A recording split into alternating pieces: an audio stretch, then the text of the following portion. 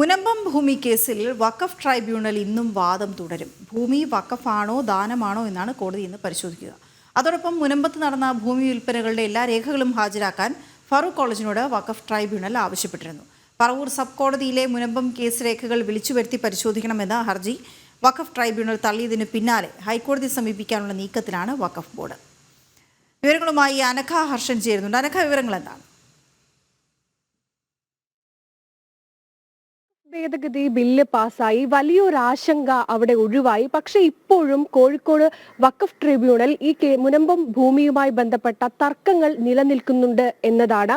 ഈ ഫറൂഖ് കോളേജ് കഴിഞ്ഞ ദിവസമാണ് മുൻപാണ് ഈ വഖഫ് ട്രൈബ്യൂണലിനെ സമീപിച്ചത്. പ്രധാനമായും ഫറൂഖ് കോളേജ് പറഞ്ഞിരിക്കുന്ന രണ്ട് കാര്യങ്ങളാണ് ഉണ്ടായിരുന്നത്.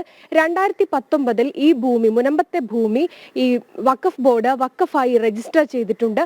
ആ രജിസ്ട്രേഷൻ നടപടികൾ റദ്ദാക്കണമെന്ന് ആവശ്യപ്പെട്ടുകൊണ്ടാണ് ഈ ഫറൂഖ് കോളേജ് വഖഫ് ട്രിബ്യൂണലിനെ സമീപിച്ചിരിക്കുന്നത്. ഇതുമായി ബന്ധപ്പെട്ട വാദപ്രതിവാദങ്ങളാണ് ഈ കോഴിക്കോട്ടെ വഖഫ് ട്രിബ്യൂണലിൽ ഇപ്പോൾ നടന്നുകൊണ്ടിരിക്കുന്നത്.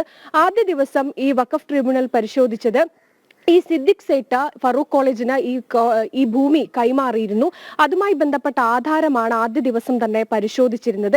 ഈ ആധാരത്തിൽ ക്രയവിക്രയം നടത്താം, ഏതെങ്കിലും തരത്തിൽ ഈ ഫറൂഖ് കോളേജ് ഇല്ലാതായാൽ ഈ ഭൂമി തിരിച്ച് സിദ്ദിഖ് സേട്ടിന്റെ കുടുംബത്തിന് നൽകണം എന്നതടക്കമുള്ള ഉടമ്പടികൾ വെച്ചുകൊണ്ടാണ് ഈ ഭൂമി തന്നത് എന്നതടക്കമുള്ള കാര്യങ്ങൾ. അതുകൊണ്ട് തന്നെ ഇത് വഖഫല്ല എന്നാണ് ഈ ഫറൂഖ് കോളേജ് കോടതിയിൽ വഖഫ് ട്രിബ്യൂണൽ വാദിച്ചിരുന്നത്. എന്നാൽ ഈ വഖഫ് ബോർഡ് ഉന്നയിച്ചത് ഇത് വഖഫ് ഭൂമിയാണ് എന്നതാണ്. അതായിരുന്നു ആദ്യ ദിവസങ്ങളിൽ നടന്ന വാദം. പിന്നീട് രണ്ടാമത്തെ ദിവസത്തിൽ ഈ ജഡ്ജ്മെന്റ്, ഈ കേസുമായി ബന്ധപ്പെട്ട് വിവിധ കോടതികളിൽ നടന്നിട്ടിരിക്കുന്ന ജഡ്ജ്മെന്റിനെ കുറിച്ചുള്ള വാദങ്ങളായിരുന്നു കോടതിയിൽ നടന്നിരുന്നത്.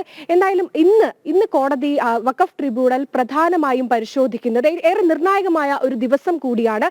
ഈ മുനമ്പത്തെ ആ ഭൂമി അത് വഖഫാണോ അല്ലെങ്കിൽ ദാനമാണോ, ഈ രണ്ട് കാര്യങ്ങളാണ് ഇന്ന് ട്രിബ്യൂണൽ പരിശോധിക്കുക. ഇതുമായി ബന്ധപ്പെട്ട് ഈ ഫറൂഖ് കോളേജ് ഭൂമി വിറ്റിരുന്നു. ഈ ഭൂമി വിറ്റതുമായി ബന്ധപ്പെട്ട എല്ലാ രേഖകളും കോടതിയിൽ ഹാജരാക്കാൻ ട്രിബ്യൂണൽ ഇന്ന് പറഞ്ഞിട്ടുണ്ട്. അതുകൊണ്ട് തന്നെ എല്ലാ രേഖകളും കോടതിയിൽ ഈ ഫറൂഖ് കോളേജ് ഹാജരാക്കും.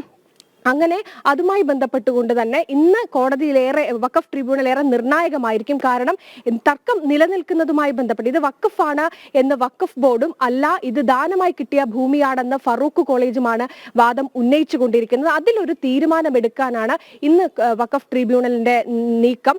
അതുകൊണ്ട് തന്നെയാണ് എല്ലാ രേഖകളും ഇന്ന് കോടതിയിൽ ഹാജരാക്കാൻ വഖഫ് ട്രിബ്യൂണൽ പറഞ്ഞിരിക്കുന്നത്. വീണ, ഓക്കെ, ശരി.